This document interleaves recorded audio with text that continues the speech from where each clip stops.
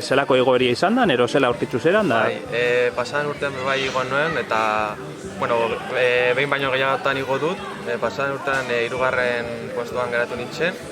Eta gaurko igoera, hasieratik azkar jun gara, junda bat aurretikan, eta azkenengo kilometroan ja harrapatxa lortu dut, eta azkenengo erasoa jo dut goraino.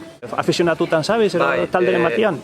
Eibarko txirrildari taldean nago, sub-23 kategorian, azkenengo urtean, eta egon naiz entrenatzen karreretan doren igoera egiteko. Eta ze karrera modu da, oso aldapatxua da, pixkat zela ikusten duzu? Karrera oso motxa, oso esplosiboa eta gogorra. Konta iguzu, zure esperientzia, lehenengo aldiz parte hartzen zenuna? Lehenengo aldia zen parte hartzen una. Eta ze iruditu zaizu? Pentsatzen una eskaga joango ziala, baina bakarra izan da, bukatziak indaiko merito eta guztua. Gorra iruditu zait, aldapa asko, baina bukaeran, ja pentsatzen un gehiago zala, eta bukaeran ikusetinen jaia neua hartu dela zaitu latza.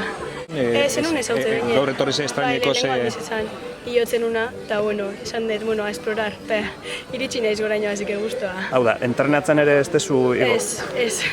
Beti inguruan ibilitan egon hemendikan da, hemendikan zehara jundan haure bai, markina eta hola, baina hemendikan enitzan bine etorta. Manekin bideo bat zeula, baina enen bine pilota honea. Neska gutxi, ez? Ero ze pasatzen da horrero? Beste urtetan entzundanekan bat, bi gehienez, izta bat, eta urten nik ebanekan egualdiak indapentsatzen igual, baten bat animauko, baina bairen animatuko naiz, eta bairen neskan presentzia itea. Neskak eba gaudela bizikletan ibiltzen, eta nik uste gehiago eta gehiago gabiltzen.